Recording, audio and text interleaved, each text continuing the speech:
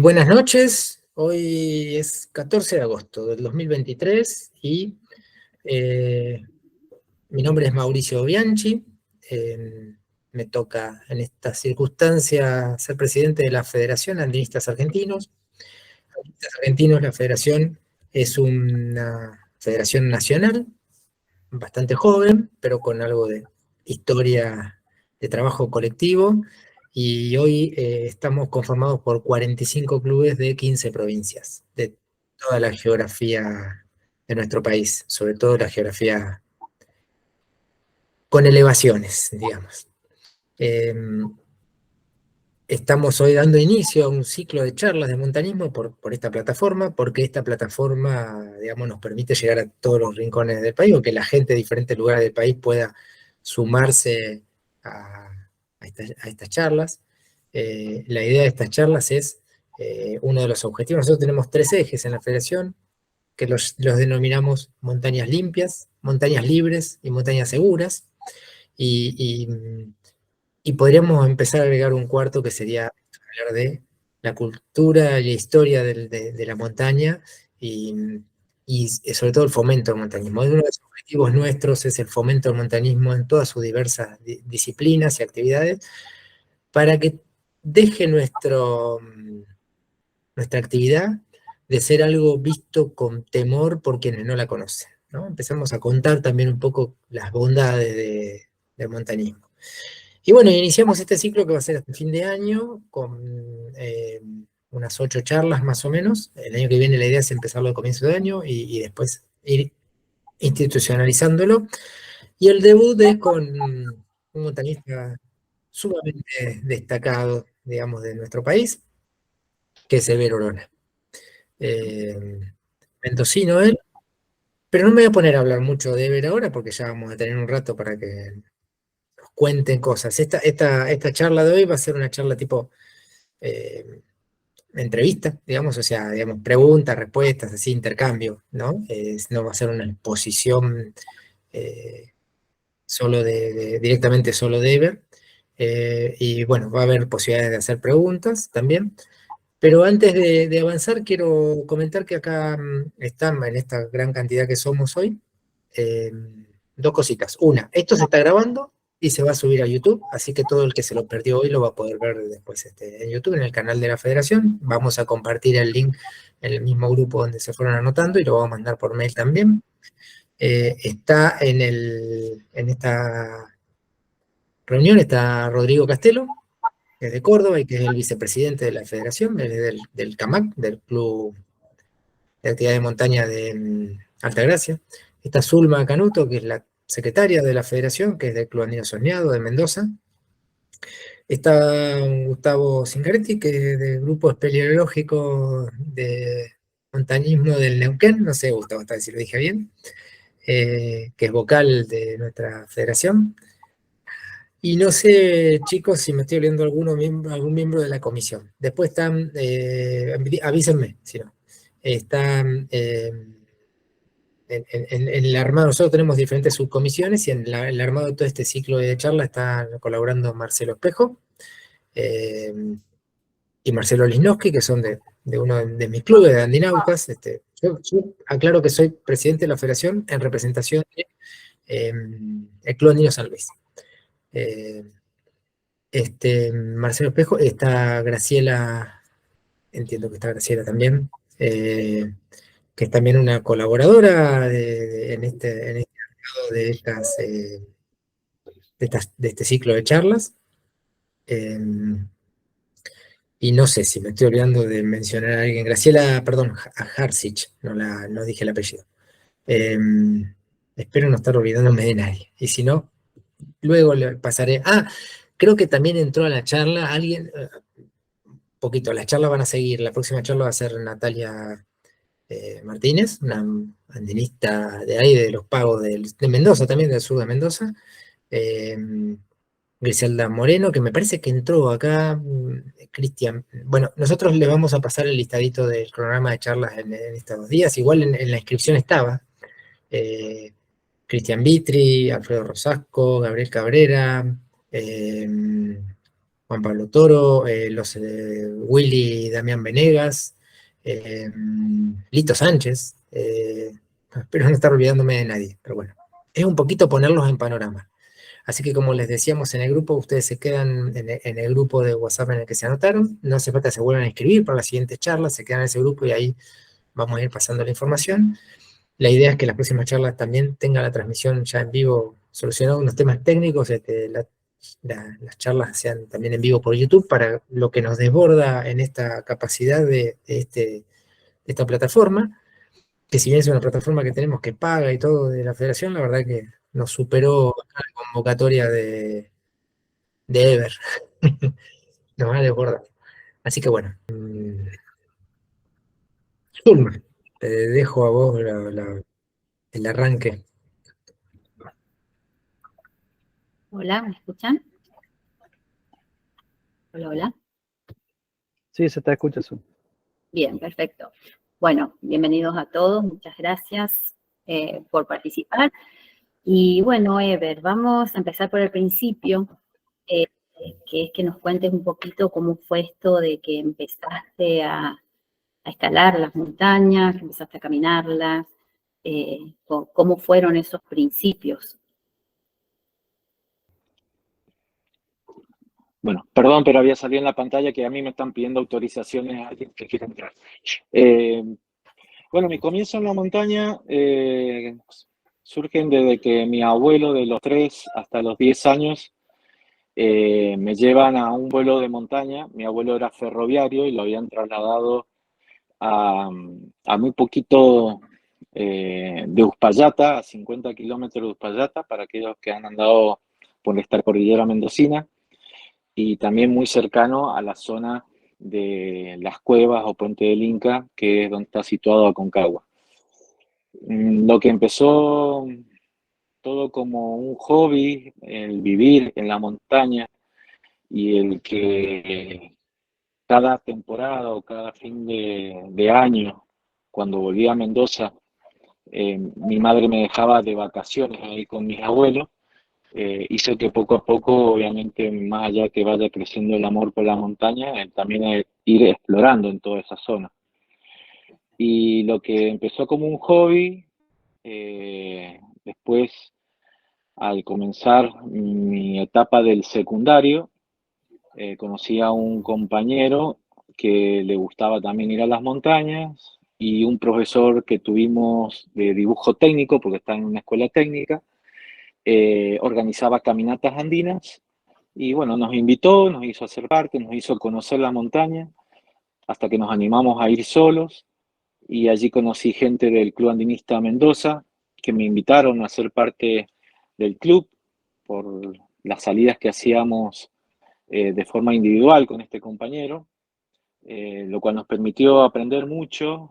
Recuerdo lo más importante del club, más allá de los cursos de iniciación al montañismo, la parte más rica para mí fue la biblioteca. Ahí pasaba horas o pedía libros, y ahí consumí obviamente mucha información sobre el himalayismo. Por supuesto, en aquella época lo que sobresalía era Messner con sus proezas, y bueno, mucha bibliografía que motivaban, entusiasmaba, y eso hizo que aún después de continuar mis estudios en el secundario, eh, y después cuando los termino y trabajo a lo que estaba haciendo, que era técnico electricista, y trabajaba para un ingeniero en obras, hizo que de a poco, en el poco tiempo que tenía,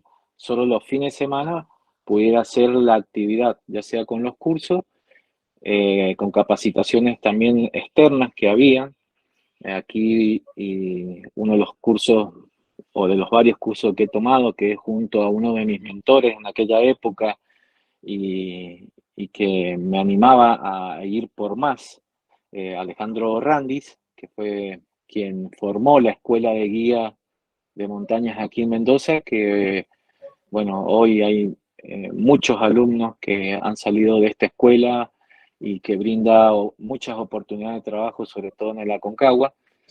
Y bueno, soy la primera camada de guías, donde en aquellas épocas era más por una cuestión de currículum, porque era muy limitado. Y ya en esa época, cuando salió la escuela de guías, ya había hecho algunos años, sobre todo más que nada en Mendoza. Así fueron mis comienzos a nivel montañístico, un poco entre estudio, trabajo. Hice un intento de comienzo de universidad, pero bueno, en segundo año ya tenía que elegir entre el estudio o el trabajo. Seguí trabajando en esta parte de ingeniería, hasta que en el año 98 se me da la primera posibilidad de viajar a los Himalayas. En este caso era el Monte Macalú. Y bueno, todo lo que había generado en aquella época con trabajo, que era un auto, me acuerdo que lo vendí para irme al Macalú, y esa fue mi primera como experiencia en Himalayas. No sé si hay más Ever, preguntas porque el tiempo. Ever, vos antes de ir a Himalaya, por supuesto, ya transitabas las montañas mendocinas. Y siendo de Mendoza, lo primero que la gente pregunta siempre es Aconcagua, ¿no? Eh, ¿Cómo fue tu aproximación a Aconcagua? ¿Qué fue lo que vos sentiste que quizás empezaste a subir un cierto nivel, digamos, un escalón, ¿no? En tu actividad de montaña. Sí, más allá que había hecho mucha montaña en Mendoza, y siempre era un sueño, un objetivo ir a Aconcagua. Y con este compañero, cuando estábamos en estas montañas de Polvaredas, que es el pueblo donde estaba viviendo con mis abuelos, siempre veíamos las montañas y decíamos qué habrá allá atrás, hasta que una vez lo logramos, llegamos y obviamente apareció la Aconcagua y eso nos marcó como un objetivo.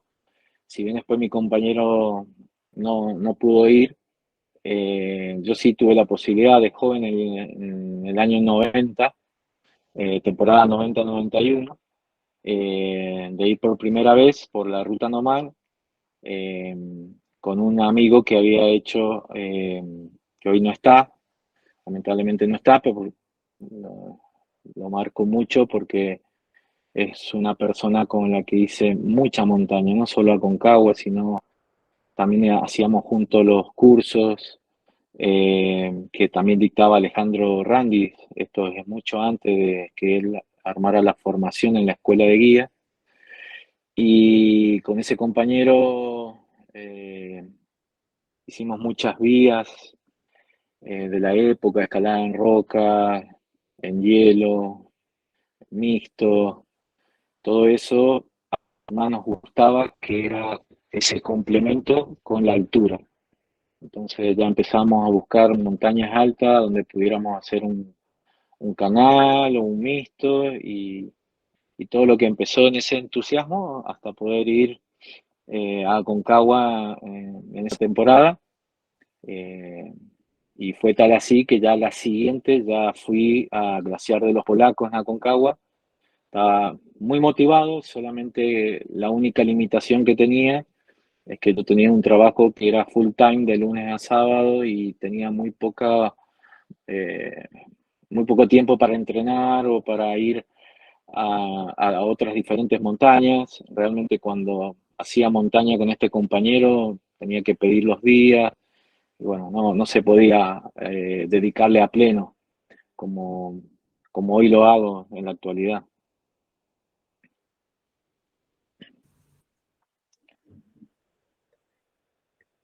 Zulma, estás muteada. Ah, bueno, ahí está. Perfecto. Sí. Y en cuanto a cuando decidiste ir al Everest, digamos, más allá de esta experiencia, decías, de Aconcagua y todo eso, o sea, ¿cómo nació eso? Bueno, en aquellas épocas el montañismo estaba no a otro nivel, sino con otra filosofía, puedo decirlo como más claro. Eh, Hoy ha cambiado mucho y sobre todo si voy a concentrarme más en la parte del himalayismo, hay cambios bastante importantes. En aquella época era también, como hoy en la actualidad, difícil conseguir los recursos, sobre todo los recursos económicos, me refiero, para poder pensar en una montaña de Himalayas. Pero después, bueno, de mucha experiencia en los cursos, en las capacitaciones, en la misma escuela de guía, en montañas muy difíciles o en paredes difíciles. En el año 96 me meto a la pared sur de Aconcagua. Toda esa experiencia me hizo dar cuenta de que realmente podría aspirar a estar o hacer el intento a cualquier montaña de los más de 8.000 metros. En aquella época, con amigos, colegas, soñábamos ir a cualquiera, no precisamente a Everest. Por supuesto, si se daba la posibilidad, ¿por qué no? Pero era muy difícil plantear por los costos y por todo directamente una expedición a Everest. Y ni hablar si era por la ruta normal, que empezaba ya en aquellas épocas a ser algo comercial, no tal vez como lo es ahora, a otro estilo, pero ya obviamente ya estaba la parte comercial. Recuerdo que la primera oportunidad, lo puedo decir, surge a través de mucha gente que conozco año tras año guiando en Aconcagua, que siempre estaban las invitaciones, no solamente a Cordillera del Himalaya, sino a ir a Perú, a Bolivia, a otros lugares. Si bien he transitado también en estas montañas como parte de la preparación a los Himalayas, ya era como soñar mucho en grande y la oportunidad se dio no precisamente con Everest, fue en el año 98 con Makalu, que estaba considerada también como una montaña tan difícil como Everest por la altura, dentro del mix altura y técnica. Pero bueno, estaba la posibilidad latente ahí que me invitan unos amigos mexicanos que iban con gente de España, con catalanes precisamente, a ser parte de un grupo para intentar el Makalu. Esta gente mexicana yo los conocí justamente en Aconcagua, al hacer amistades con ellos, bueno, surgió esta posibilidad y ahí sí, no la quise dejar pasar y después de muchos años de trabajar en la parte de ingeniería y para un logro personal para mí, que pude comprarme un auto, mi primer autito, apenas pasó esta posibilidad, ni lo pensé, lo vendí y me fui a la Himalaya. Y después volví prácticamente sin la gloria porque llegué hasta la cumbre secundaria de Makalu.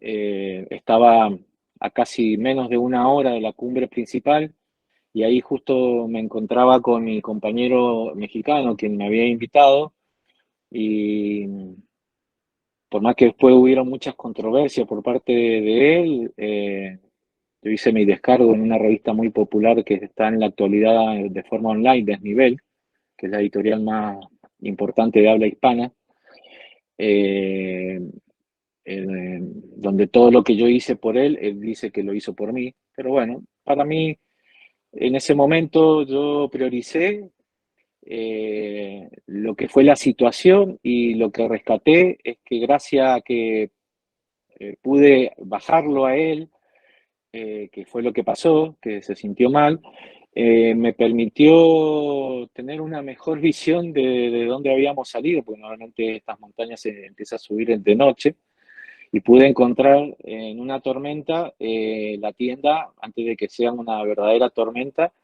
y podría haber sido otro desenlace.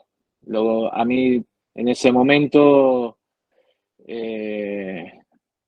solo pude dar mi réplica a esta revista sobre ese punto, porque pensé que era lo justo, porque no me gusta esto, porque yo el montañismo no lo, en ese momento, hoy vivo, trabajo del montañismo, pero en ese momento era mi parte personal, y siempre consideré de que la montaña para subir tiene que tener ética sobre todo, y también si lo hago por mi cuenta, si no soy parte de una expedición comercial, también hacerlo lo más deportivo posible.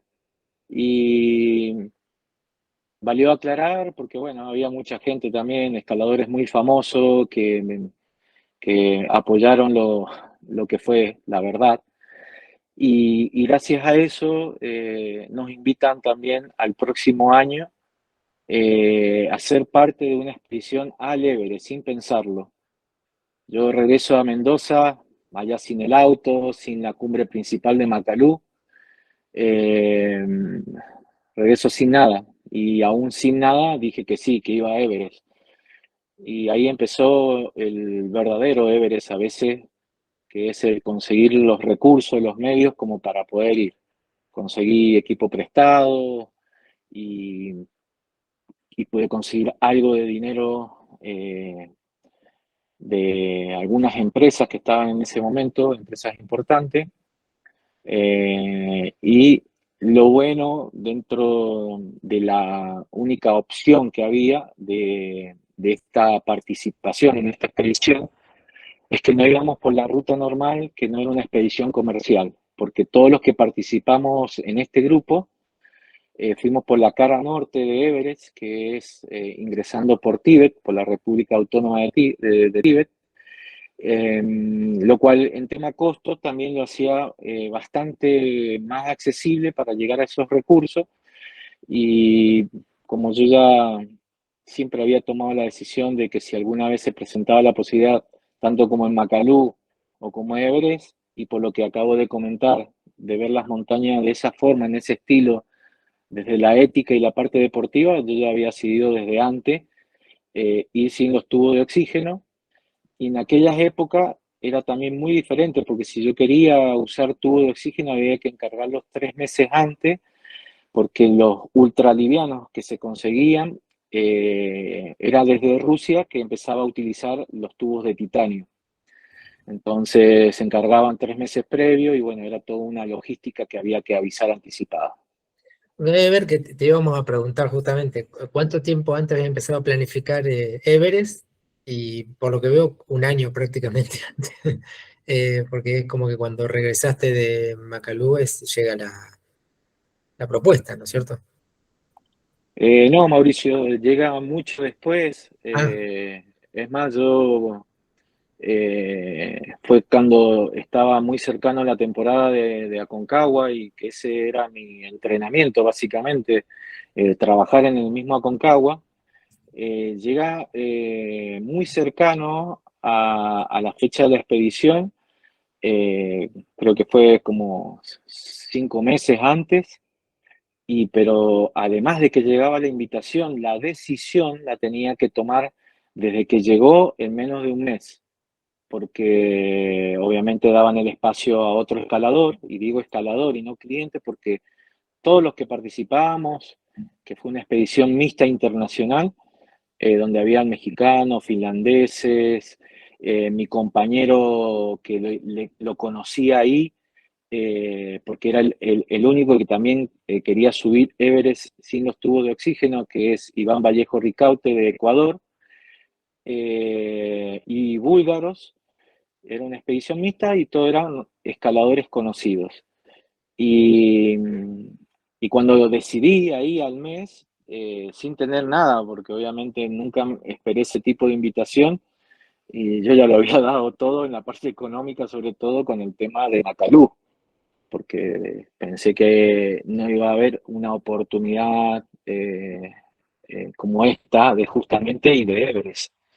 Y cuando surge eso, bueno, me puse en campaña urgente al momento que di el sí, sin tener nada, hasta ese momento no había conseguido nada, pero bueno, empecé a contactar gente, fui a Buenos Aires y por eso ahí empezó como el tour de otro Everest, digo, porque no fue fácil conseguir los recursos eh, y de hecho no los conseguí todos.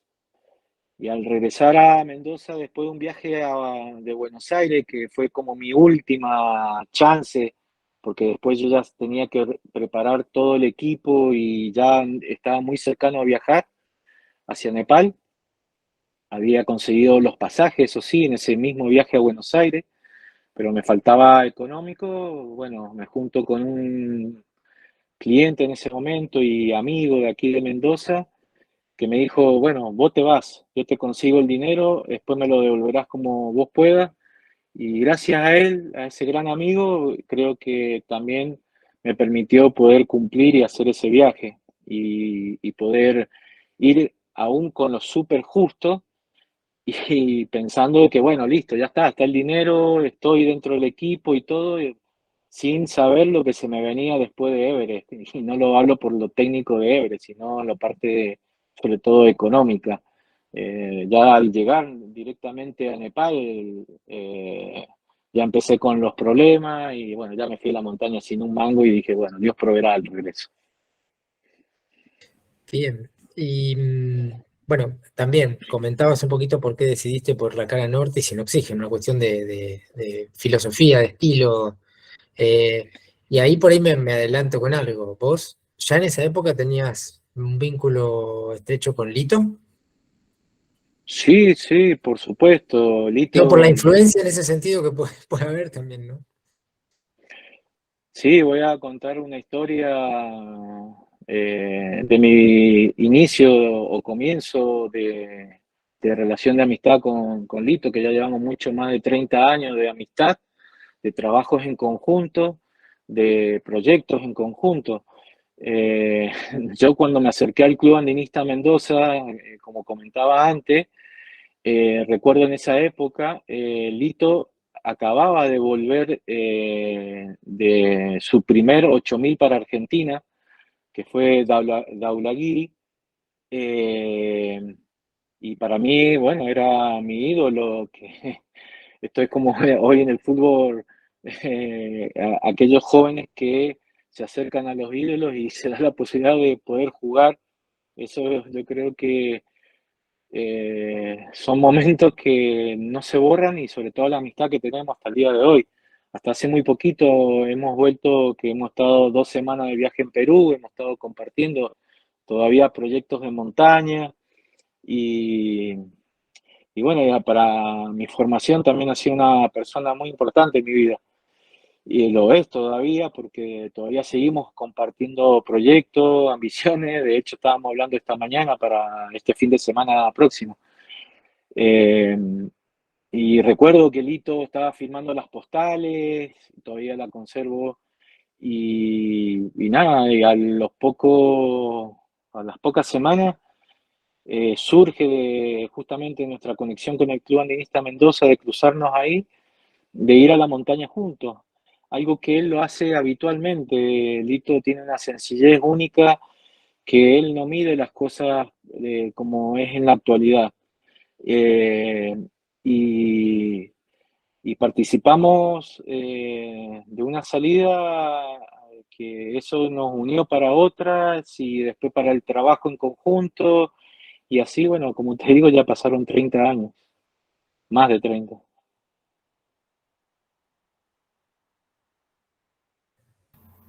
Qué bueno. Bueno, ahí estamos viendo imágenes, un video de tu experiencia y tu Sí, eso es la expedición. cumbre. Viendo eso, contanos un poquito, bueno, cómo fue tu aclimatación, cómo fue ese día de cumbre. Bueno, ahí justo está la cumbre de Everest. Puedo colocar la cámara en una posición como para poder hablar, porque yo llego solo a la cumbre. Si bien hice equipo con mi compañero Iván Vallejo de Ecuador y con parte del grupo, pero el resto del grupo tenía tubos de oxígeno y mi compañera que fue parte también de compartir conmigo más tarde la cumbre, la mexicana Carla Willock, ahí su Sherpa justamente nos está filmando cuando ella llega a la cumbre. Con Iván, él subió más rápido que yo y nos cruzamos en el camino cuando a mí me quedaba muy poco ya para llegar. Y cuando llego estoy solo, que es lo que es el video ahí en la parte cuando estoy hablando de que estoy en la cumbre de Everest. Y ahí, cuando ya estaba a punto de bajar, porque ya llevaba más de una hora en la cumbre, la veo que aparece Carla con su Sherpa y decido esperarla. Y he estado en México con ella dando muchas charlas y bueno, un lema que utilizamos entre los dos o que compartimos, o ella comparte mucho en las charlas, que se dedica mucho a las charlas, las conferencias, de que el éxito compartido es lo más importante y justamente ese abrazo de cumbre, ella siempre habla de ese abrazo cuando yo la recibo en la cumbre y compartimos ese momento, que la importancia de eso, ¿no? Que lo que le decía, yo llegué antes solo, pero súper esperar y compartir ese momento con su Sherpa o con ella, y son las cosas que, bueno, perduran en el tiempo para siempre, y todo éxito compartido obviamente tiene doble precio, y eso es lo que importa. Y Everest, como obviamente la montaña más alta, sin pensar, el año anterior, en el 98, yo la veía desde Macalú. Cuando justamente decido bajar de la cumbre secundaria, la miraba, pero sin pensar que el siguiente año iba a estar, y no solamente en la montaña Everest, sino iba a estar en la cumbre también. ¿Cuánto Bien, tiempo y fue la expedición? Perdón. La expedición en total duró 50 días. Por supuesto, cuento los días de viaje. Yo tuve prácticamente casi una semana para llegar a Nepal, porque los pasajes que conseguí, y esto voy y a lo que les decía antes, mis problemas arrancaron desde Buenos Aires en esta expedición. Tuve una semana porque los pasajes que conseguí eran con una tarifa que en aquel momento era si había un lugar, a veces tenía que esperar, volví a casa de mi tío un par de veces, no podía embarcar, hasta que logro embarcar. Después en Holanda tuve problemas, no me querían dejar continuar viaje hacia Nepal por distintas causas. Y bueno, nada, hasta que llego a Nepal, y al llegar después de una semana hubieron problemas porque las visas que se piden para Tíbet son de grupo en total. Y mi compañero ecuatoriano también tuvo problemas muy parecidos a los míos, y por los dos llegar tarde, hicimos que todo el grupo en sí, en conjunto, saliéramos un par de días tarde. Tuvimos que pagar el hotel de ellos, y bueno, por eso les decía que ya antes de arrancar la expedición ya no tenía un peso. Pero bueno, sí recuerdo de ese momento que siempre lo destaco. Mi amigo, quien me ayudó para hacer ese viaje y me dio el dinero que me faltaba, también me regaló un libro que era de Paulo Coelho.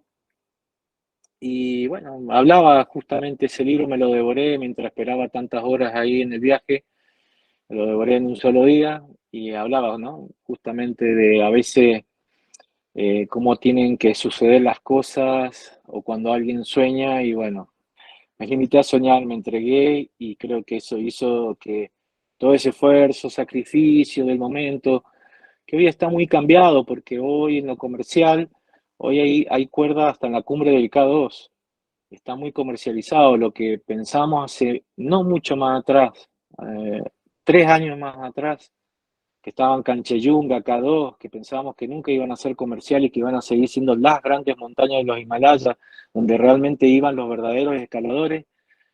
Hoy por hoy ya pasaron a ser comerciales, y comerciales significa no solamente la logística, hoy se equipa la ruta completa hasta la cumbre.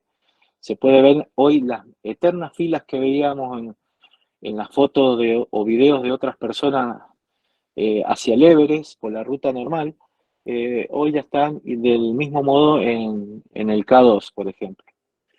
Y bueno, eso ha desvirtuado un poco a lo que era el montañismo, no en sí de lo técnico solamente, sino la previa a conseguir los recursos.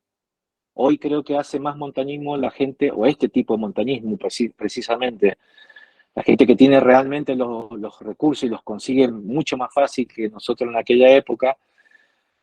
porque voy a decir algo que realmente lo veo y me entristece que sea así, porque veo a muchos chicos jóvenes de mi generación. Este año estuvimos en Perú con Lito, que vemos y nos juntamos con los chicos jóvenes que tienen hambre de crecer, de hacer cosas, pero bueno, la parte económica no es nuestro fuerte, y no tenemos las chances, porque puedo nombrar una lista de por lo menos más de 10 chicos que hoy son muy técnicos, que están en la Aconcagua, han hecho para el sur de Aconcagua, hacen cosas muy técnicas en Perú, con los recursos que tienen, o trabajan la temporada Aconcagua también, como para conseguir eso, y para otras personas lo que es tan simple como conseguir esos recursos, entonces son los que pueden hoy pagar una expedición netamente comercial. Y eso también ha cambiado mucho, entonces, en lo que respecta a la filosofía de cómo uno se tomaba las cosas en aquellas épocas. Lito mismo, siempre hablamos sobre estos temas, porque Lito fue el primer argentino en subir una montaña de 8.000 metros que nos representó a todos, en ser el primero después de tantas historias. Aquellas personas que hayan podido ver la historia de los argentinos en Daulagiri se podrán acordar de esto. Y Lito también, cuando lo hizo, que fue en ese estilo, siendo parte de una expedición española, nunca una entera argentina. Cuesta mucho poder hacer una expedición netamente argentina en la actualidad, porque obviamente no es bancar los costos y todas las cosas de una sola persona. Si queremos armar una expedición argentina donde mínimo sean 4, estamos cuatriplicando prácticamente esos costos y a lo que es hoy, y bueno, y ni hablar del tema del país, de lo que significa viajar en la otra moneda, y lo que cuesta. Si acá te dan pesos, imagínate cuántos dólares o cuántos pesos, perdón, tenés que juntar para los dólares que te piden, y las expediciones han aumentado al ser comercial. Yo recuerdo en aquellas épocas como que la expedición más cara era $10.000. Hoy hablamos que las expediciones comerciales, porque obviamente ponen más gente para equipar con cuerdas, con un montón de cosas, bueno, eso hay que pagarlo y bueno, duplican en dólares. Entonces, bueno, cada vez se hace más lejano, y sobre todo para aquellos verdaderos o super montañistas que tiene Argentina. Hablo de Argentina, no quiero irme más afuera. eh, Hablo de toda Argentina, en el norte, en el sur, en el centro. Conozco, he compartido, lo he visto su evolución, y a veces, bueno, también veo de que las chances cada vez son menores, y a veces es complicado todo este tema, porque termina siendo un punto importante. Ever, volviendo ahí a la Sí, cumbre y estas imágenes, hay algo muy particular en esas imágenes. Uno lo ha visto en las fotos. No tenés sí, guantes. sí, fue O sea, un día para mí. estar en la cumbre del Everest sin guantes no es algo muy común, digamos. Sí, hacía frío, pero era tolerable para las temperaturas que puede uno encontrar en cualquier día en la cumbre de Everest. Pero fue un día único, totalmente despejado. Cuando llegué pude ver Macalú. Solo cuando ya al final voy a empezar a bajar, recién ahí empezaron a entrar nubes que eran clásicas de todos los días al mediodía. Porque recuerdo que esto era así porque voy a contar algo que aquel que haya leído mucha bibliografía sobre el tema de Everest se va a poder dar cuenta de que la mayoría de las expediciones que son por la ruta normal están concentradas las cumbres, ¿no? En las primeras 2 semanas, sobre todo la primera semana, son los días de cumbre. Y si lees y te fijas, por la cara norte, la mayoría son después en la segunda quincena de mayo, hablando en la primavera de allá. Eh, y esto es porque justamente por el norte tenemos toda la meseta tibetana, que es como si fuera prácticamente el altiplano nuestro, o el de Bolivia, o más situada en la parte de Chile-Bolivia. Y eso hacía que todas las tormentas entraran mucho más rápido por el norte, y por supuesto chocaban en la cara norte, pero si vos entrabas por la ruta normal, gracias a que estaba la cara norte que chocaba ahí, mucho no vivías todo lo que es esta parte de las tormentas. Entonces, por eso yo subo un 27 de mayo, quería subir un 25 de mayo, por una cuestión patriótica, porque siempre consideré que he sido en aquella época un buen embajador de Argentina, y bueno, quería hacerlo ahí, pero bueno, justamente por clima y esas cosas, porque en una de las tormentas nos rompió el campamento 2 y tuvimos que con Iván subir todo de vuelta, una carpa sobre todo, y eso también nos permitió ya no hacer campo 1, nos fuimos directamente con una carpa campo 2, campo 3, cumbre, al otro día, bueno, cumbre y volver al mismo campo 3, y al siguiente día todo lo que habíamos subido en todos los meses, perdón, en todos los días que estuvimos ahí, lo bajamos en una sola jornada con una mochila y un petate cargado. El petate era enlazarlo en las cuerdas, o cuando teníamos que montar rapeles, bueno, armar todo el sistema para bajar los petates, pero no queríamos volver después de descansar a buscar petate o que termine siendo basura. Y ese día recuerdo que fue tan duro como un día de cumbre. Y bueno, ese era, en esos días que estaba previsto, justo el mismo día que subo yo, también sube mucha gente del norte, ya desde el lado del sur, o sea, de la ruta normal, ya hacía rato que ya no subía nadie. Por eso cuando yo llego a la cumbre, ya no había gente, como es habitual de encontrar gente que están subiendo por el sur. Y la gente que sí encontraba es mi compañero que había subido antes. Encontré un grupo de tibetanos que subieron con oxígeno, así que me pasaron como moto. Además que estaban aclimatados y todo con los tubos, la verdad que hace la diferencia. Y bueno, la verdad que el día fue fabuloso. Y también eso me ayudó mucho en la bajada, porque al bajar solo, mi compañera de México, que fuimos los últimos en subir ese día, ella bajaba con su Sherpa, pero bueno, tenía su Sherpa que le ayudaba y todo eso.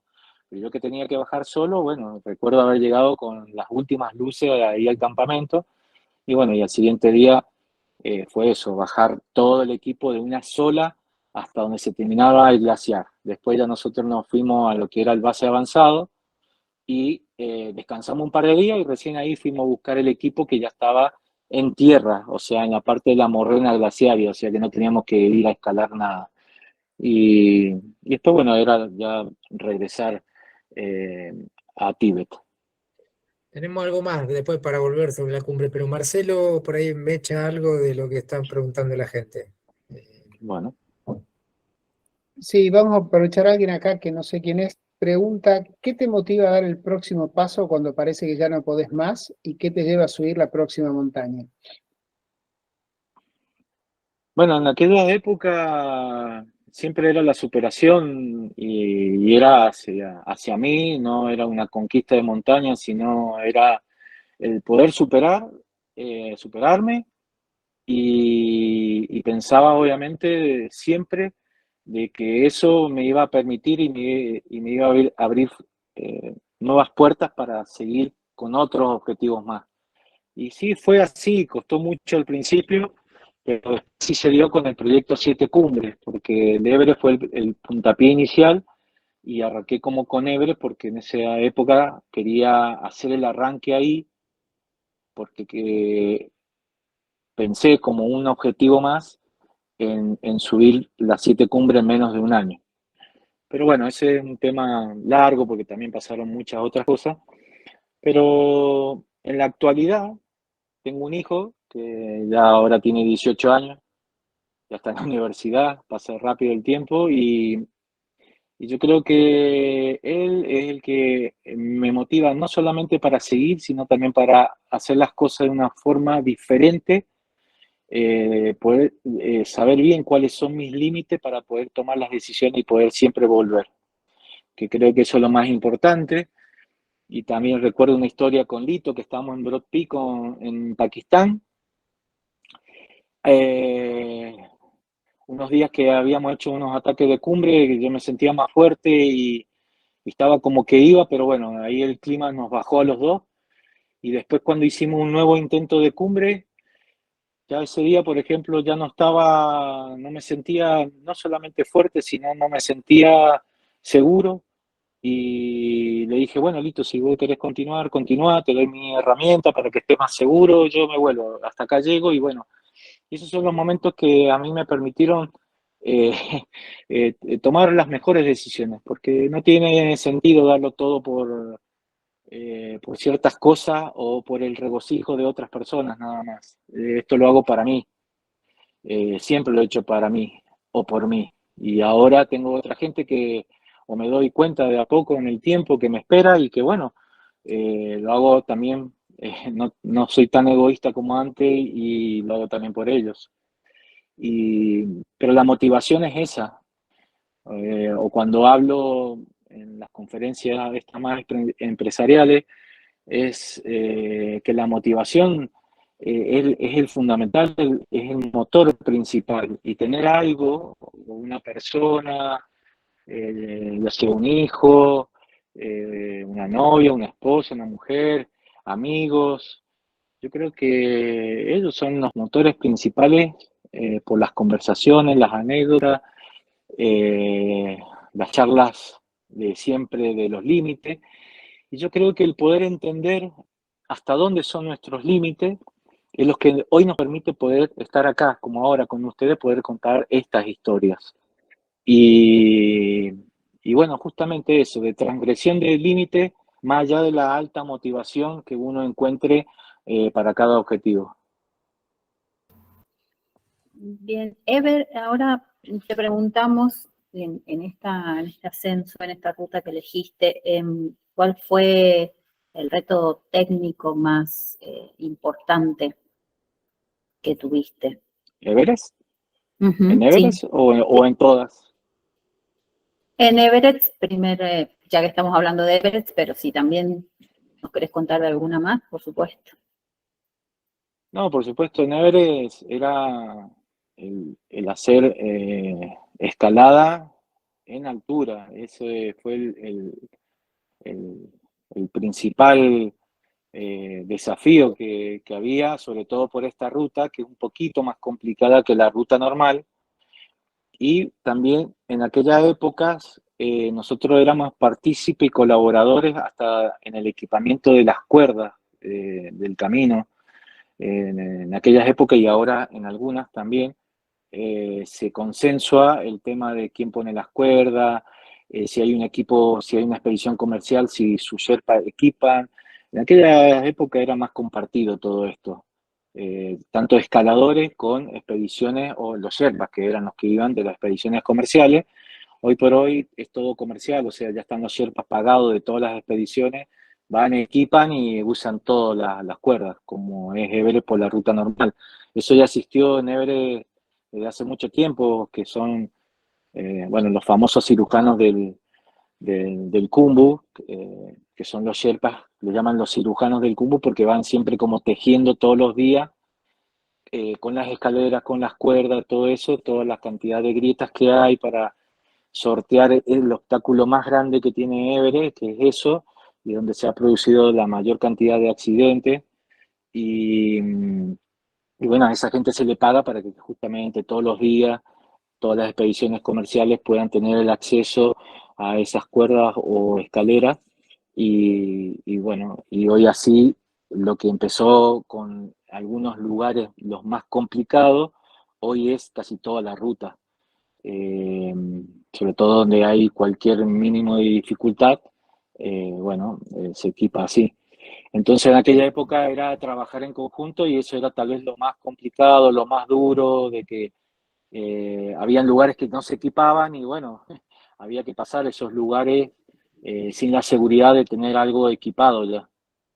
Ever, ¿qué tan técnico es la famosa, el segundo o tercer escalón? ¿Cuál es el segundo escalón en esa ruta? El- sí, en realidad es antes del primer escalón, donde está la mayor dificultad, que hay un diedro, que son dos placas, que es donde pusieron, aquel que haya leído algo de historia, en un Escalera. principio una escalera a los chinos.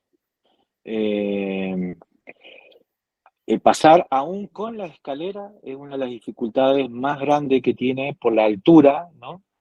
Y para llegar al escalón ese, como que es la parte más complicada, Recuerdo en aquellas épocas de la cantidad de cuerdas que hay abandonadas, porque nadie después desequipa lo que pone, y obviamente a veces no sabes cuál es la cuerda correcta, o de cuál está sostenida la escalera.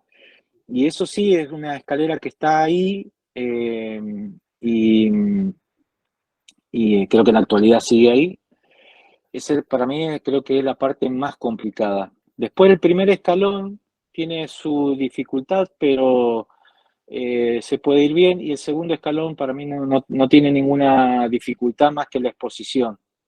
Una cosa es la dificultad técnica de escalar o estar asegurado con una cuerda, y otra cosa es estar en la exposición cuando uno va muy pegado a la arista, que están las diferentes cornisas, ¿no? Y eso por ahí creo que cerca del segundo escalón era eso, porque después a partir de ahí el segundo escalón ya se entra en una diagonal hasta como un tercer escalón que le llaman, pero que en realidad es una rampa de roca mixta, que también es muy sencilla, se puede caminar bien, pero también, claro, es expuesta. Hasta que ya agarrás lo que sería la pirámide somital, que es lo que siempre se ve desde abajo, y agarrás el filo de esa pirámide, que no tiene dificultades más que si te vas y te expones hacia la otra cara, que es la del Kanchun. Y después, bueno, para mí la dificultad que arranca ahí, más que técnica, en realidad es la de dar 3 pasos, respirar, proponerse un objetivo nuevo de cuántos pasos más, en vez de 3, a ver si con 10, no se llega a 10, se llega a 7. Obviamente cada paso uno siempre piensa, y lo que uno más piensa es en los seres queridos, y el por qué uno está ahí, y el por qué uno no renuncia, y bueno, qué sé yo, muchas cosas.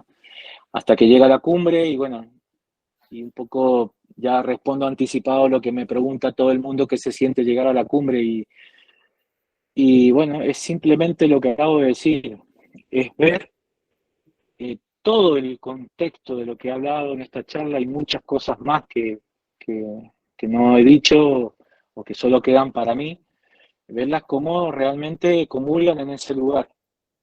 Y después, por supuesto, pensar en la bajada, porque ahí es donde está la mayoría de los accidentes y los problemas. Tener la energía suficiente para bajar. Y bien, y ahí es donde uno tiene que estar como más despierto, y más cuando está solo y todo eso. Siento obviamente la felicidad de poder lograr los objetivos que me había planteado en ese momento, o los grandes desafíos del día a día, ante un montón de cosas que iban pasando, no solamente con la montaña misma en la parte técnica, sino en lo que comentaba antes, en la logística, hasta llegar a realmente a estar en la montaña, que decir acá, bueno, esto es lo que yo sé, esto es lo que entiendo, aquí es donde me siento conectado, y todo eso, así como surge la felicidad de poder decir, bueno, lo pude hacer, y ese lo pude hacer, también siempre lo reflejo para aquellas personas que en aquella época recuerdo de haber visitado en diferentes oficinas, lugares, sobre todo en Buenos Aires, de no creer que una persona a este estilo lo podía hacer. Entonces es como un poco, bueno, vieron, es posible hacerlo. Es como cuando Mesmer le quería comprobar a la gente que realmente subiéndose a un helicóptero él podía estar por arriba de los 8.800 metros sin tubo de oxígeno. Bueno, para mí era eso, tratar de convencer a la gente que un argentino también podía hacer algo así. Que tenía la seguridad, no lo sé si era la seguridad plena, pero que lo iba a intentar, por supuesto, que le iba a dar lo mejor de mí porque lo hacía por mí, no por los demás. Y bueno, eso sí, siempre lo digo, es la felicidad con la furia y la bronca, que también te despierta un poco, como demostrando que cuando uno se propone, y sobre todo, siempre digo una palabra que para mí es la que refleja, no sé, todo el entorno, todo lo que hablo, que es la convicción. Para mí, si no hay convicción en lo que uno está haciendo, no hay nada. Sí, y con otras montañas que has subido, comparando así la dificultad técnica. Sí, han habido muchas otras, como Pared Sur de Aconcagua, en Perú, bueno, han habido también muchas montañas donde uno no solo maneja la parte técnica, sino también las dificultades en el tránsito de grieta, en las avalanchas. Sin ir más lejos, hace poquito que estuvimos en Perú con Lito, nuestro objetivo era ir a Huascarán, que es la montaña más alta de Perú, y ya desde que llegamos no se podía ir porque habían avalanchas, bueno, las grietas estaban mucho más grandes y profundas, llámenle calentamiento global o el ciclo de cada año, pero este año, y cuando hubo un intento de tratar de equipar esa ruta, poniendo también, querían ver si ponían una escalera y todo eso para pasar las partes más complicadas, fallece una persona local y bueno, eso hizo que el parque lo cerraran en esta montaña, ¿no?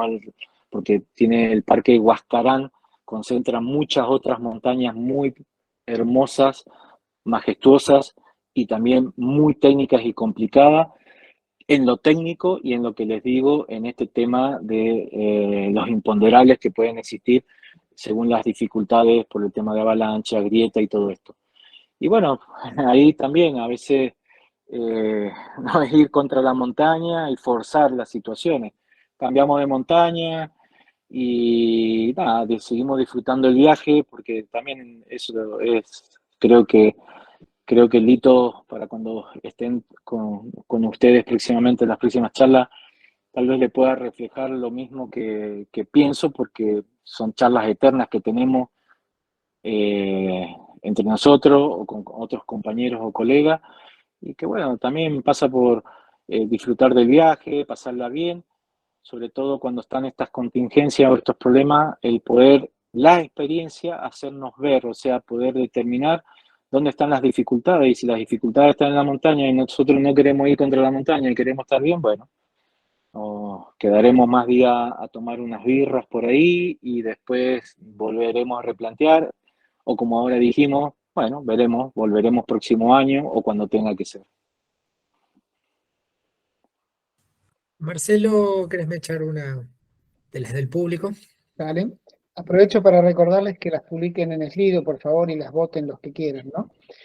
Acá Ever te pregunta, Ulises, si consideras que hay una gran diferencia en preparación y equipo entre hacer un 6000, pone Chaño, Plata y Aconcagua, y entre Aconcagua y Everest. Bueno, si han leído por ahí, en algún hasta instructivo de Aconcagua, dicen que hay mucha similitud en las montañas de esta región con los 8000. En la parte geográfica, sí, es verdad, hay mucha similitud. Obviamente que en la zona de los Himalayas a grandes tamaños, muy diferentes. Si hablamos de glaciares, por ejemplo. Pero en el tema de altitud, bueno, Aconcagua sí puede ayudar mucho para el tema de la aclimatación. En el tema de Himalayas, es tan progresivo y es tanta la cantidad de días donde uno en esa progresión tiene que logra la aclimatación.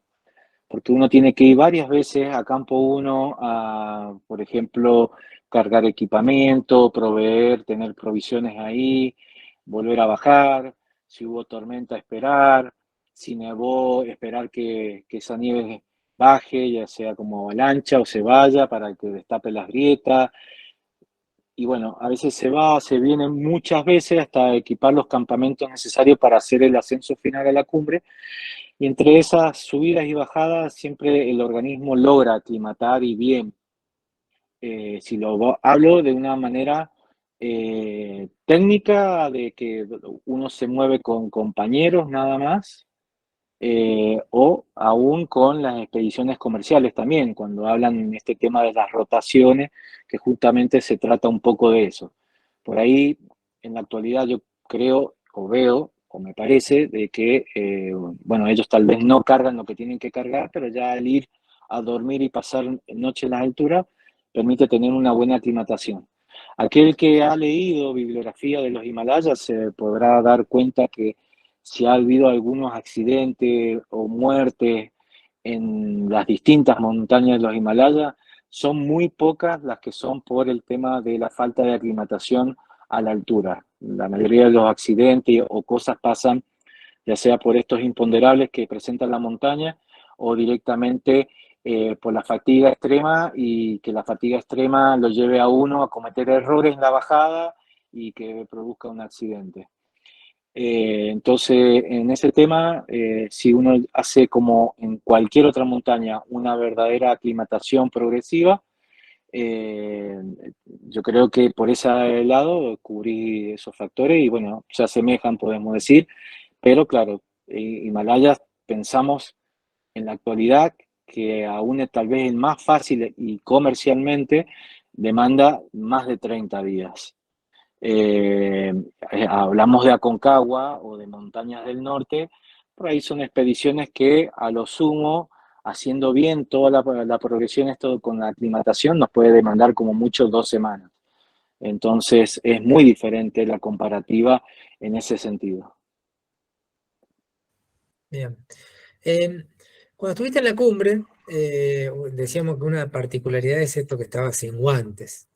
Pero la otra es que estuviste 1 hora en la cumbre, 2 que horas. tampoco es, ¿no? Tampoco es algo tan habitual. Pero además, ¿qué No. hiciste? Bueno, en ¿Hiciste realidad hiciste algo particular estando en la cumbre? sí, en realidad estuve 2 horas Ah, totales, no cuando sabía. ya decido bajar, sí.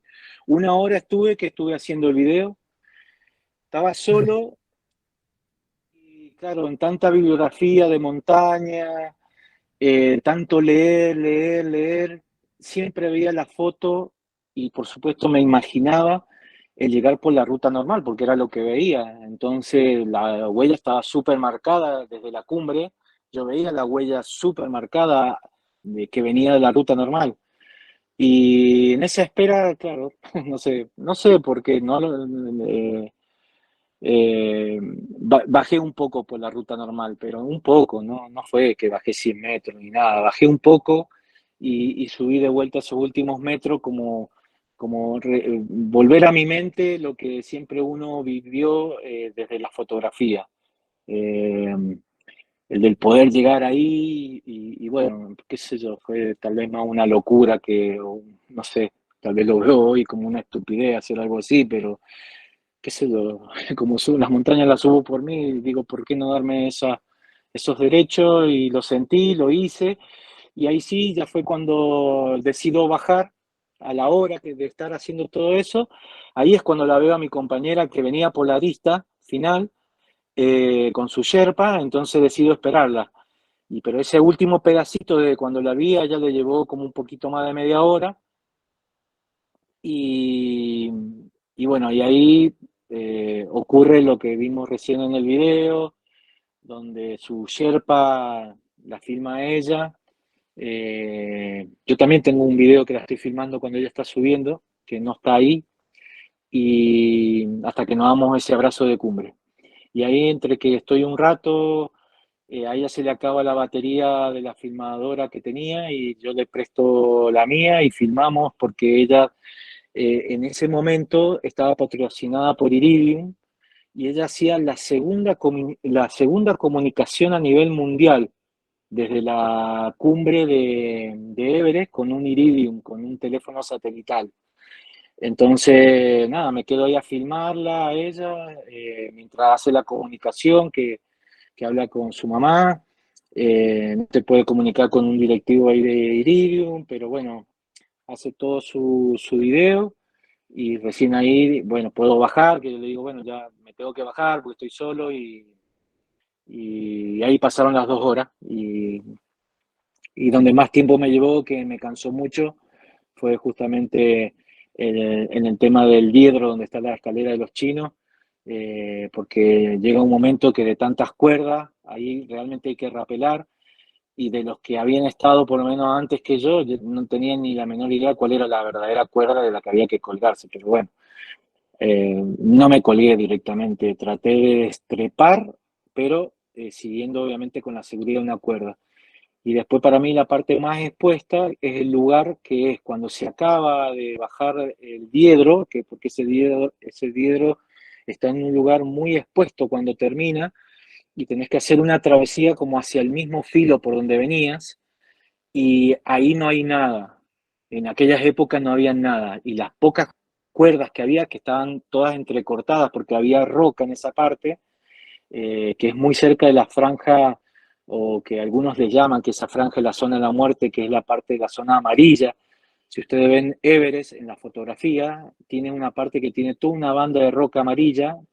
En distintos relatos, distintos escaladores o libros, habla sobre esa parte porque, bueno, es lo que le llaman por ahí, o cerca de la zona esta o esta banda rocosa, le llaman la zona de la muerte.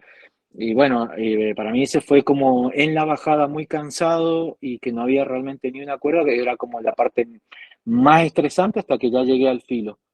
Y ya ahí al filo, nada, ya estaba seguro, ahí ya me tomaba la pared de vuelta, eh, para llegar a la carpa.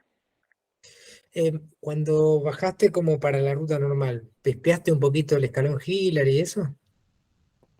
No, nunca llego cuando, es lo que te decía, fueron muy pocos metros, hice la última parte que se ve de nieve, que llega a la cumbre principal, pero nunca llegué cercano al escalón o a un lugar donde pudiese ver el escalón. Por una cuestión de perspectiva, eso fue imposible. Lo que sí logro ver impecablemente desde la cumbre, hacia el otro lado, hacia el lado de la normal, es toda la cara del Lhotse, que está ahí al lado, y por supuesto lo que más me impacta, porque todos te dicen cuando vas por la cara norte, ¿qué es lo que te dice que estás realmente en la cumbre, cumbre, cumbre, que ya no hay nada más alto? Es cuando llegas a esa parte, es la cumbre, en realidad es una gran, ay, no Una me sale rampa, ahora el nombre. Claro, es una, recién lo dije, lo que se forma en la arista. Eh, bueno, una es una cornisa. masa, una cornisa, gracias Mauricio. Es una gran cornisa de hielo, muy firme, porque es muy grande. Entonces, cuando vos llegás, como ahí recién lo veían en el video, que llega Carla desde como de frente hacia la cumbre, y realmente ves el Macalú que está enfrente, eso es lo que te está diciendo, bueno, listo, ya está, ya no hay más nada más alto. Si mirás hacia los costados de la arista no hay más, y si obviamente llegaste ahí, no sigue el filo, eso ya está, se acaba. Y eso te lo dice cuando ves Macalú, y para mí, bueno, no solamente por eso que cuento, sino también porque, por lo que había estado el año pasado y por lo que había pasado, justamente un año atrás. Claro.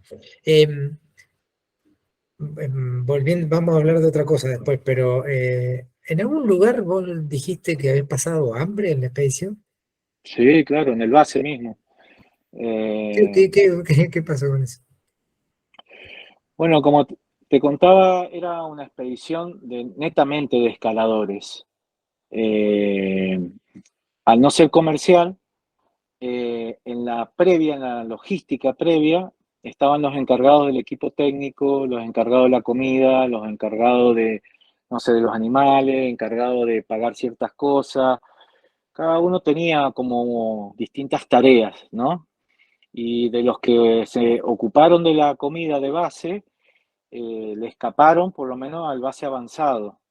Había muy buena comida de base, que era 5200, pero con mi compañero ecuatoriano, como los demás tenían Sherpa, ellos volvieron a campo base, donde estaba la mejor logística.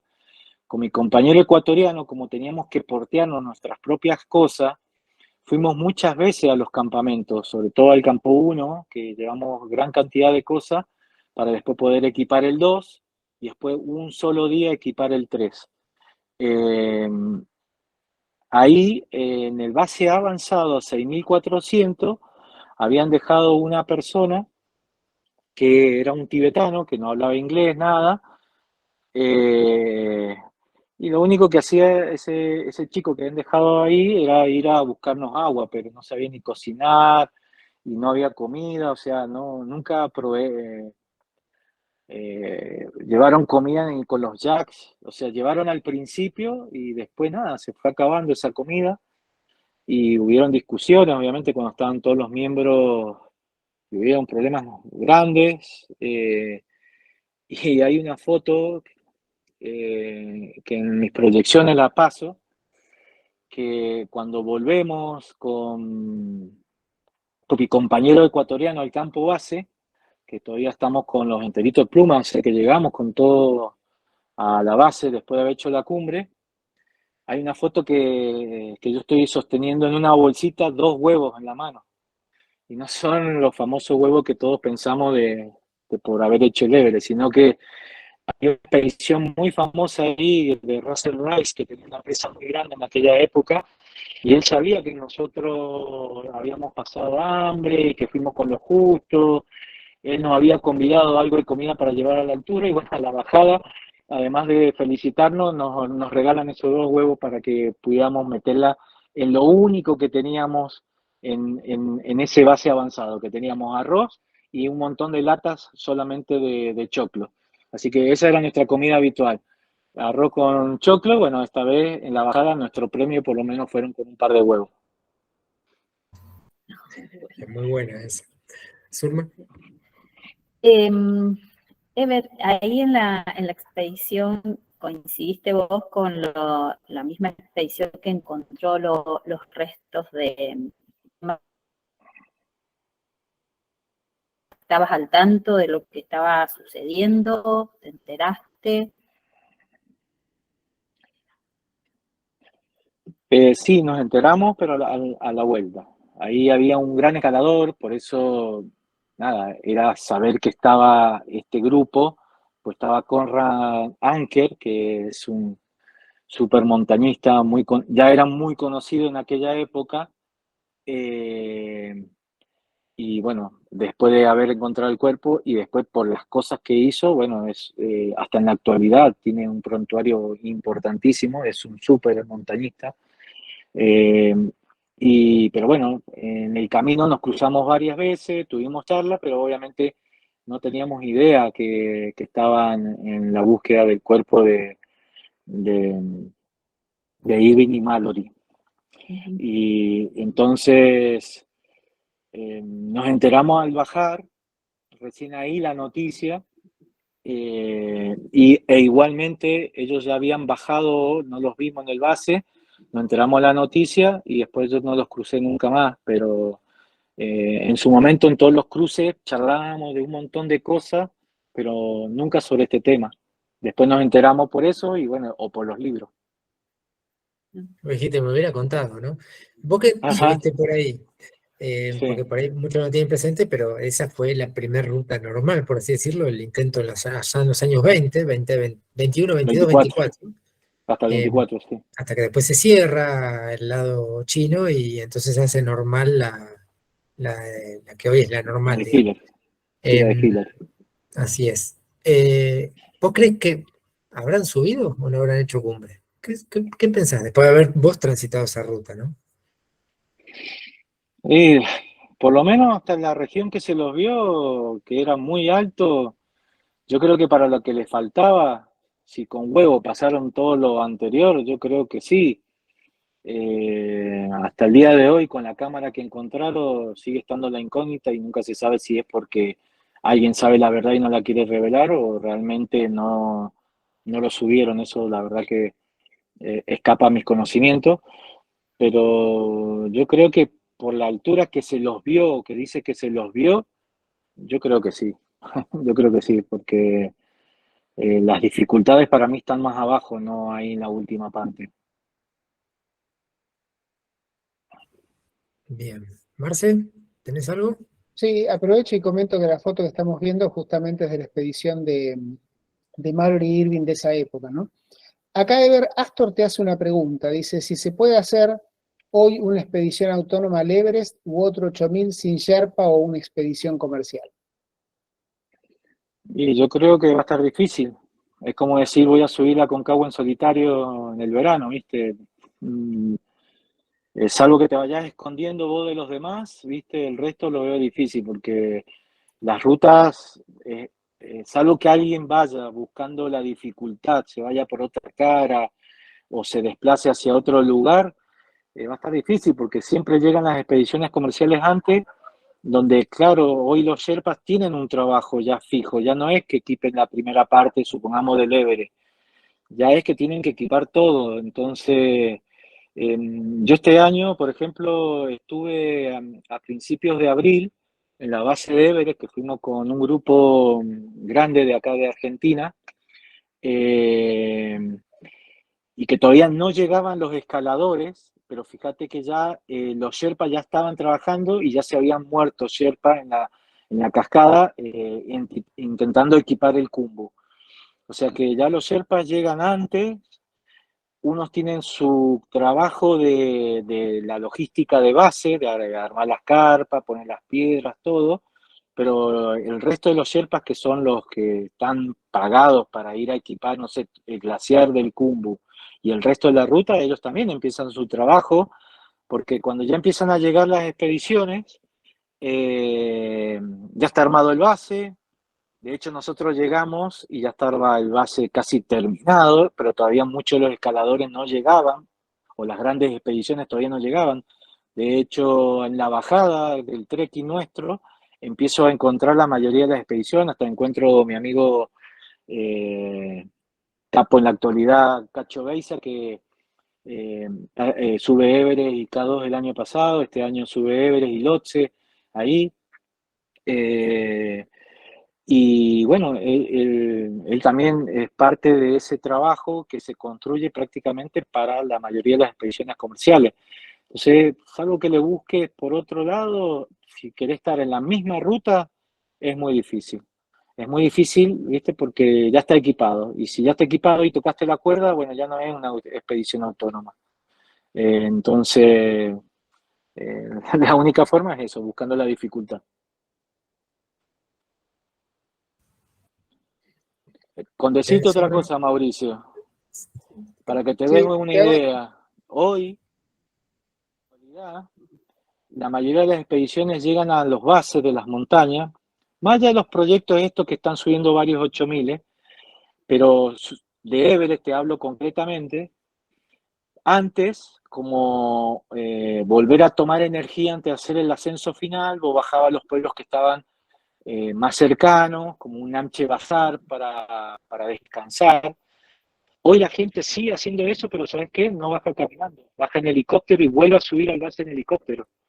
El taxi aéreo que hay hoy en todo el Khumbu es impresionante, no solamente por los clientes que van porque tienen la necesidad o quieren como algo suyo bajar en helicóptero y ver los Himalayas o el Everest de otra manera, sino que hoy hasta el expedicionario lo tiene montado de esa manera, porque está incluido en el servicio, que para que no pierdan tiempo, no se lesionen o lo que sea, bajan a descansar a Namche en helicóptero y cuando ya están listos y ya descansaron, suben otra vez en helicóptero, entonces ya están listos porque ya está todo equipado, todo terminado, ya hicieron su rotación que es ir por los campamentos de altura, entonces ya hacen el ascenso final a Everest. Y así lo están haciendo también en otras montañas. Todo un dato. Ahí tenemos un par de preguntitas más y vamos a ir ya cerrando. Igual comento que, porque me puse a mirar, y están acá en la charlita, está Griselda Moreno, está Juan Pablo Toro, Hola, está Cristian Vitri, está Natalia Martínez, no sé si me olvido alguno más. Son Bueno, todas personas que van a dar charlas en los próximos semanas o meses. La próxima va a ser Natalia el 28 de agosto, dentro de 2 semanas. bueno, que nos va a hablar de el primer invernal al Monte Sarmiento. Así que, pero bueno, pasé el parroquial. Marcelo.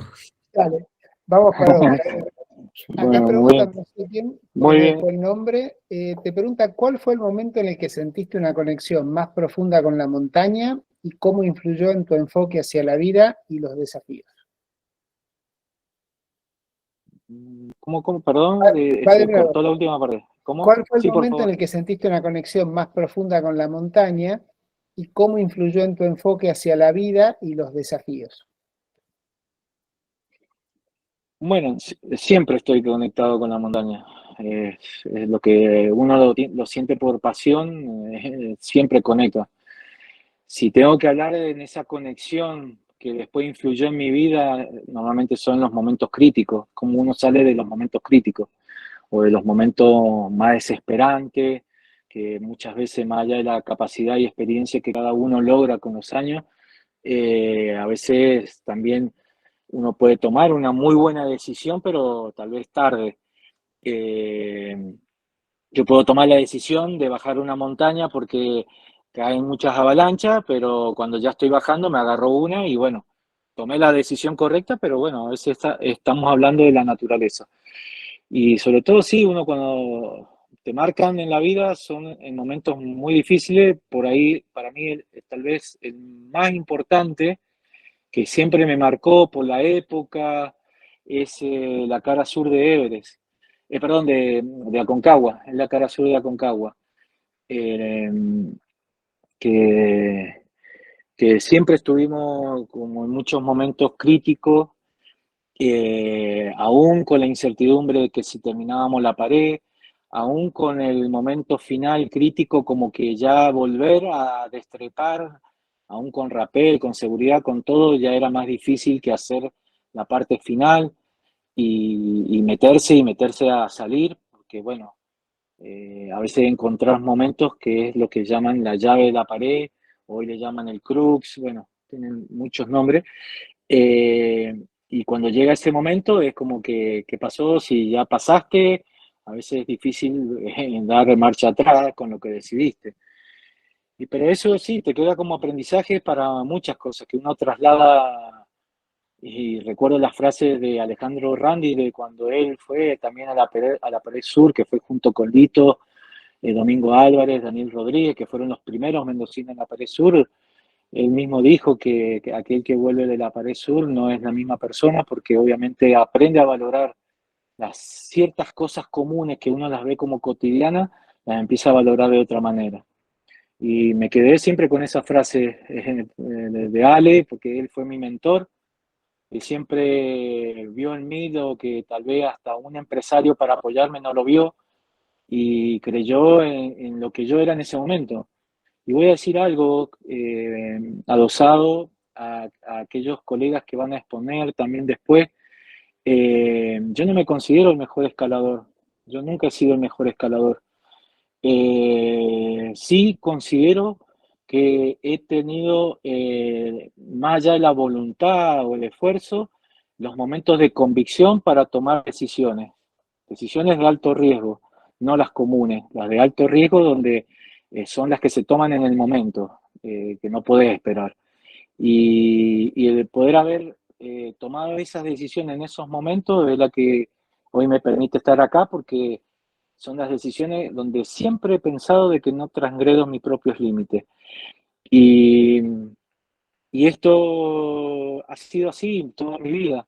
Por eso no me considero el escalador técnico, no soy el que mejor escala en roca, no hago extraplomado en hielo, no me meto en lugares que hoy por hoy lo puedo decir porque veo otras prioridades o pienso en otras personas, como lo dije en mi hijo. Más allá de eso, cuando las tomé, que haya tenido tal vez un toque de locura en esos momentos, pero siempre fui consciente de lo que hice. Y tomé las decisiones y arriesgué, y sí, arriesgué, porque siempre hay una cuota de riesgo en esto. Cuando trabajamos con clientes, ¿qué hacemos con el tema del riesgo? Tratar de, en base a nuestra capacidad de experiencia, minimizar esos riesgos. Para eso nos pagan, porque la ruta de la Aconcagua, seguís el camino, seguís las otras expediciones y seguramente podés hacer cumbre. Pero cuando las personas por su propia voluntad no saben o no pueden tomar ese tipo de decisiones, bueno, para eso estamos nosotros. Y a veces la capacidad de experiencia de años para todo esto. Entonces, sí me marca en la vida el poder saber tomar las buenas decisiones. Pero con esto no me creo el mejor ni el superior, porque es lo que dije antes. Yo puedo tomar la mejor decisión, pero también puede ser tarde.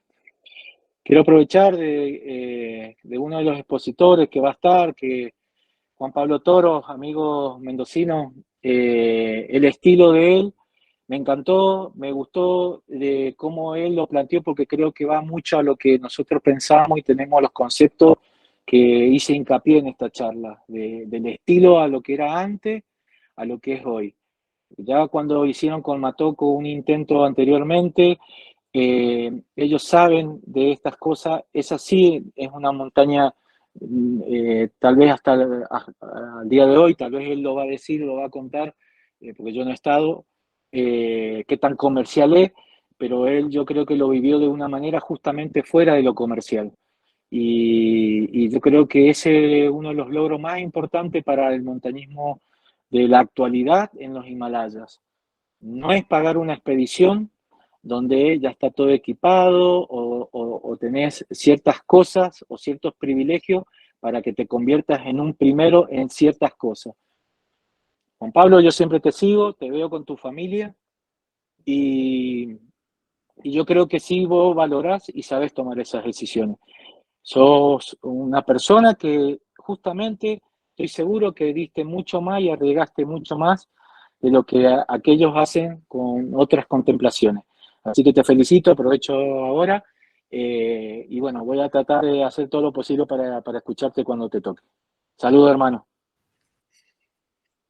Para los que no saben, Juan Pablo hace muy poquito ascendió al Nanga Parbat, el primer ascenso de argentino en Nanga Parbat, que no tenía ningún ascenso registrado. Voy a contar una evidencia. El año pasado cuando fueron con Matoco es instructor de cursos de la federación y le llegué a dar, había dado un curso acá en Buenos Aires, y le llegué a dar una banderita de andinista argentino que se la llevó por si llegaban, así que, pero bueno, no, no fue el año pasado. Bien, ¿Más, no sé, Mauricio? Marcelo, si tenemos algo.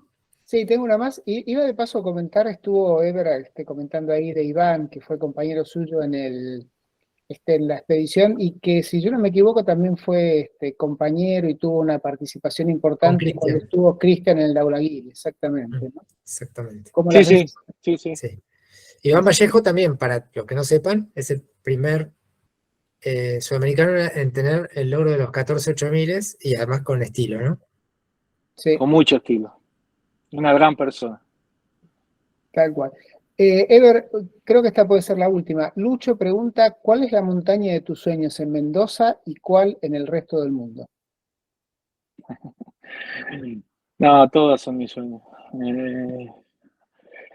No tengo favoritas. No quiero quedarme con una favorita, eh, porque aquel que es apasionado con todas. Desde la más chica a la más grande, de la más difícil a la que se puede volver.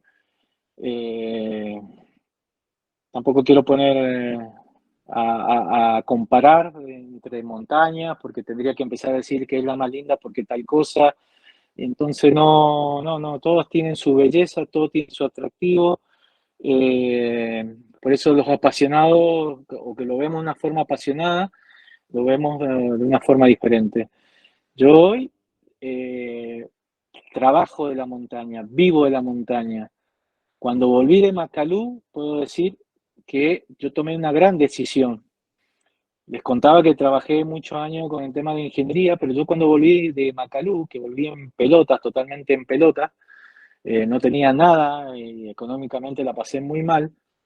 Y, aún así dejé ese trabajo, no me presenté nunca más a trabajar y dije voy a vivir de lo que tanto me apasiona, que es la montaña. Y siempre he buscado eso. Si bien hoy yo soy parte de expediciones comerciales, que es parte de mi trabajo, ya sea en el Aconcagua, todo eso, si yo sé separar las cosas, entiendo que corresponde para ciertos comentarios que pueden estar dando vueltas por ahí. Yo soy parte de esas expediciones comerciales, creo que soy el nexo para la ayuda de aquellas personas que necesitan, porque no todos van porque sea por el dinero, como lo pudo haber dicho, y que alguien me malinterprete. Porque de estas charlas yo las tengo con mis clientes cuando estoy en la base de Aconcagua, y cada persona tiene un sueño. Alguno puede tener un sueño de sí lograrlo porque después vendrá un patrocinio y le dará más plata para ir a otro lado. Pero hay gente que simplemente son desafíos importantes que los marcan para uno mismo y tienen sueños, y a veces está involucrado la familia, bueno, una esposa, una novia, amigos, y yo me sumo a los sueños. Entonces hago todo lo posible dentro de mi trabajo. Y después también está la parte de lo que uno hace por uno, o sea, porque yo todavía sigo de sueños, quiero seguir, quiero alguna vez poder volver también a los Himalayas. Y es más, una vez quise volver con mi amigo Lito Sánchez y Joaquín Molins, que fue nuestro mecenas en aquella época, permitió que se me cumpliera también ese sueño, a quien admiraba un montón por los Himalayas y que era en ese momento un gran amigo también, y hoy sigue siéndolo, pero no solamente por las montañas, sino que también nos juntamos porque tenemos otras cosas en común, el saber poder vivir la vida de la mejor manera. Entonces, eso también marca y ayuda para cuando uno tiene también objetivos o desafíos o sueños. Y poder tener un colega que a la par en esos pensamientos, no lo puedo decir técnicamente y cosas así, porque si me pongo a hablar de Lito, tiene un historial que no voy a terminar más. Mejor que lo cuente él cuando le toque a él. Pero hay muchas cosas que no lo cuenta porque tiene una humildad, una grandeza que lo hace, que muchas cosas se las guarda y muchas veces soy yo el que lo manda al frente y dice algo. Sí, bueno, para terminar esta frase o este último pensamiento es que si yo puedo diferenciar entre lo que es comercial, que es lo que está hoy, Aconcagua o otras montañas, y de lo que son los objetivos para uno, ya sea de una manera que por obligación sea comercial y tengamos que caer a la parte de la comercial, o lo hagamos por nuestra cuenta, mientras estemos convencidos que lo hacemos por nosotros mismos, eso creo que es lo que más importa.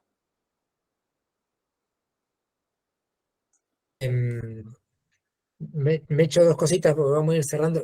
Por empezar, todos los que quieran dejar algún saludo o algo, usen el chat porque el chat queda grabado también y se lo vamos a pasar después a Ever. Eso por un lado. Gracias. Por otro lado, y a ver si en esto que te preguntaban, y mostrando un poquito algo que muestra este amor por la montaña, digamos, de Ever. Cuando vino la pandemia y no pudieron viajar muy lejos, empezaron un proyecto ahí con Lito y otros amigos más, que fue recorrer montañas de Mendoza, muchas montañas de Mendoza, montañas entre comillas olvidadas o poco visitadas, y algo muy enriquecedor junto con Pablo González, ¿no? y algunos más que han ido alternándose, lo que demuestra que hay una pasión dentro. Digo, esto lo comento para los que no lo saben, ¿no? Hay una pasión claramente por el hecho de ir a la montaña, más allá que sea la más alta o no. ¿No es cierto? Sí, justamente post pandemia volvimos muy gradualmente con lo que es nuestra precordillera mendocina y bueno, convocamos gente, armamos grupos y ya desde ahí nuestra visión fue también tratar de ir a lugares menos explorados con la gente.